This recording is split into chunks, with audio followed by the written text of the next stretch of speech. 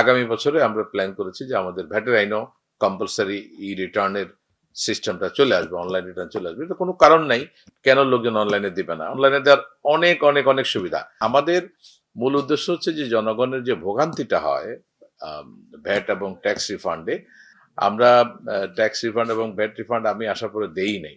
আমি বলেছি যে আগে আমরা অটোমেট করব, আমরা কাগজের কোনো রিফান্ড দিব না, তারপরে আমরা এটা চালু করব, এবং সেই লক্ষ্যে একটু সময় লেগেছে, বাট আলটিমেটলি আজকে থেকে শুরু হচ্ছে। শুরু যখন হয়ে যাবে তখন এটা জেনারেলাইজ হয়ে যাবে। ভ্যাটেরটা সাকসেসফুলি করার পরে আমরা ইনকাম ট্যাক্সেরটাও করবো। এটা জটিল হওয়ার কোনো কারণ নাই। ট্যাক্স পেয়ার তার নিজের ব্যাংক অ্যাকাউন্ট ডিটেলস দিবে, সেটা আমাদের রেকর্ডে থাকবে। ট্যাক্স পেয়ার নিজেই শুধুমাত্র আমি রিফান্ড চাই বাটনে ক্লিক করলে ওনার কাজ শেষ। এরপরে কাজগুলো হচ্ছে আমাদের এন্ডে। আমরা যখন দেখবো যে হ্যাঁ ওনার এই রিফান্ড দিতে কোনো সমস্যা নেই, আমরা যদি এটাকে কমপ্লিট স্বচ্ছ প্রক্রিয়া যদি দিতে পারি, তাহলে আমি পার্সোনালি মনে করি বছরে যদি আমরা 4 লাখ কোটি টাকা রেভিনিউ আর্ন করি, আর যদি আমাকে 4,000-5,000 কোটি টাকা রেভিনিউ ফেরত দিতে হয়, এবং প্রক্রিয়াটা যদি স্বচ্ছ হয়, এখানে যদি কোনো ভোগান্তি না থাকে, তাহলে সারা দুনিয়া যেহেতু দেয় আমাদেরও দেওয়া উচিত, এবং এটাই নিয়ম। যেহেতু আমরা বেশি ট্যাক্স নেই, বেশি ভ্যাট নেই, নানা রকমের টিডিএস নেই, বিডিএস নেই, অ্যাডভান্স ট্রেড ভ্যাট নেই, ফলে এখানে ফেরতের একটা প্রক্রিয়া আছে, এবং এটাকে নির্ঝঞ্ঝাট করাটাই হলো আমাদের মূল কাজ। যেহেতু সরকারের ক্যাশিয়ার হচ্ছে বাংলাদেশ ব্যাংক, বাংলাদেশ ব্যাংকে টাকা আদায় করবে, বাংলাদেশ ব্যাংকে ফেরত দিবে। সো এটা খুবই সিম্পল। যেটা বলেছে যে আইবাসের সাথে কানেক্টেড। আইবাস হচ্ছে বেসিক্যালি আমাদের অ্যাকাউন্টিং এন্ড বাজেটিং সিস্টেম, যেটা আপনারা জানেন যে সরকারের অ্যাকাউন্টেন্ট হচ্ছে সিজিএ। সিজিএ হিসাব রাখবে। এগুলো কিন্তু এই এই মেকানিজম গুলো সারা ওয়ার্ল্ডেই চেক অ্যান্ড ব্যালেন্সের জন্য করা হয়। যে যিনি টাকা কালেক্ট করবেন উনি হিসাব রাখবেন না, হিসাব রাখবেন সিজিএ, আলাদা গ্রুপ। কালেক্ট টাকা আদায় করবেন, জমা করবেন বাংলাদেশ ব্যাংক। আর আমরা যারা ডিপার্টমেন্ট আছে আমরা একটা আলাদা হিসাব রাখবো। তো ফলে এই যে তিনটা জায়গা, 3 জায়গায়, এটা কিন্তু চেক অ্যান্ড ব্যালেন্স এনশিওর করার জন্য, যাতে করে কোনোভাবে কেউ কনফারেন্স করতে না পারে। তো যেহেতু আমাদের টাকা সব বাংলাদেশ ব্যাংকে জমা হয়, সুতরাং টাকা সব ফেরত যাবে বাংলাদেশ ব্যাংক থেকে। ভেরি সিম্পল, সাথে সাথে চলে যাবে। তো এটা আজকে যদি আমরা এটাকে সাকসেসফুল, তো হবে ইনশাল্লাহ। আমরা তো এই আপনারা এখন দেখতে পাবেন যে 4 জনের কাছে টাকাটা গেল সরাসরি তাদের ব্যাংক অ্যাকাউন্টে। এটা করতে কতক্ষণ সময় লাগে এবং কত দ্রুততম সময়ের মধ্যে হয়। তা আমরা আশা করি আমরা যদি এইভাবে আগাতে পারি। যেমন গত কয়েকদিন আগে আমরা আরেকটা খুবই আমি বলবো যে একটা চমৎকার একটা কাজ আমরা করেছি, যে অনলাইনে ভ্যাট রিটার্ন দেওয়ার ক্ষেত্রে যে ঝামেলাটা আমরা প্রত্যক্ষ করলাম, সেই ঝামেলা এড়ানোর জন্য আমরা একটা মানে এখান থেকে একটা পরিপত্র জারি করেছি। সেটা হলো কেন লোকজন অনলাইনে ভ্যাট রিটার্ন দেয় না, এটা বোঝার জন্য। এটা যখন ডিগ ডাউন করলাম তখন দেখলাম যে ওনারা অনেকেই একসময় পেপার রিটার্ন দিয়েছেন। সেই পেপার রিটার্ন গুলো এন্ট্রি দেওয়ার দায়িত্ব ছিল আমাদের সার্কেল অফিসগুলোর। তারা এগুলো যে কোনো কারণে হোক এন্ট্রি দেয় নাই। এন্ট্রি না দেওয়ার কারণে সিস্টেম রিকগনাইজ করছে না যে উনি ভ্যাট রিটার্ন আগেরগুলো দিয়েছে। না দিলে ওনাকে মাসে মাসে জরিমানা করতে হচ্ছে। তো জরিমানা উনি তো বললেন যে আমি তো ভ্যাট রিটার্ন দিচ্ছি, আমি কেন জরিমানা দিব? তো উনি আর অনলাইনে আসতে পারছেন না।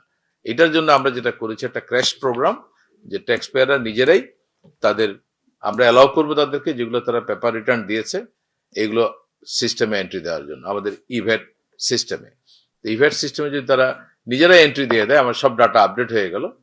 ফলে আমাদের মার্চ মাসের পর থেকে আমরা অনলাইনে, আরেকটা প্রবলেম হচ্ছে আমাদের ভ্যাটের আইনে অনলাইন রিটার্ন কম্পালসারি করার কোনো বিধান ছিল না, যেটা আমাদের ট্যাক্স আইনে থাকার কারণে আমরা দ্রুত করতে পেরেছি। আগামী বছরে আমরা প্ল্যান করেছি যে আমাদের ভ্যাটের আইনেও কম্পালসারি ই রিটার্নের সিস্টেমটা চলে আসবে, অনলাইন রিটার্ন চলে আসবে। এটা কোনো কারণ নাই কেন লোকজন অনলাইনে দিবে না। অনলাইনে দেওয়ার অনেক অনেক অনেক সুবিধা। কত মানুষকে ট্রাভেল করতে হয় অফিসে আসার জন্য, এটা করা লাগবে না। তার মানে হলে এতগুলো গাড়ি চলবে না, অথবা মোটরসাইকেল চলবে না, অথবা সিএনজি চলবে না।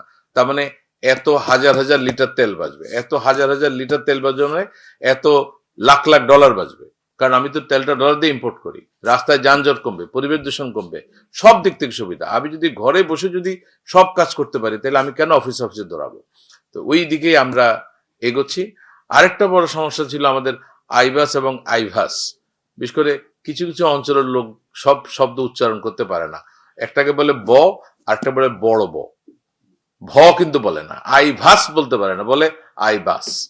তো এই দুইটার কারণে যে কনফিউশন হয়, সেই জন্য আমরা বোর্ড ডিসিশন নিয়ে আমরা চেঞ্জ করেছি, এটা আইভাস না, এটা হবে ই ভ্যাট, ইলেকট্রনিক ভ্যাট।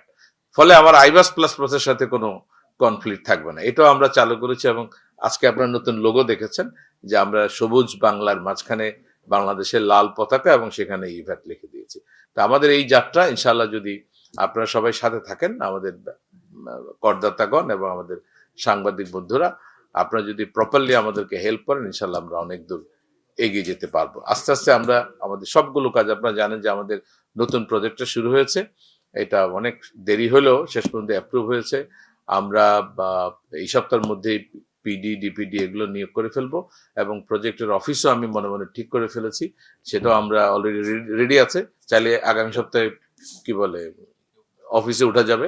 তো সো আমরা খুব দ্রুত এনবিআর এ যতগুলো কাজ আমরা করি প্রত্যেকটা কাজকে ডিজিটাইজ করতে হবে, যাতে করে এই রেকর্ডগুলো আমরা ক্যাপচার করতে পারি, এভিডেন্সগুলো আমরা দেখতে পারি, অ্যানালাইসিস করতে পারি এবং সঠিকভাবে সিদ্ধান্তগুলো নিতে পারি। আর আমাদের ড্যাশবোর্ড থাকবে, আমরা প্রত্যেকে দেখতে পাবো যে কতগুলো অ্যাপ্লিকেশন পেন্ডিং আছে, কত টাকা গিয়েছে। স্বচ্ছ প্রক্রিয়ায় যদি টাকা যায় এবং এই অর্থ ফেরতের সাথে যদি কোনো রকমের কোনো ভোগান্তি জড়িত না থাকে, তাহলে কেবলমাত্র আমার কালেকশন কমে যাবে সেই জন্য আমি রিফান্ড দিব না, এরকম না। আমরা এটাকে কমপ্লিটলি স্বচ্ছ করতে চাই যে এখানে কেউ কোনো রকমের কোনো অনিয়মের আশ্রয় নেয় নাই।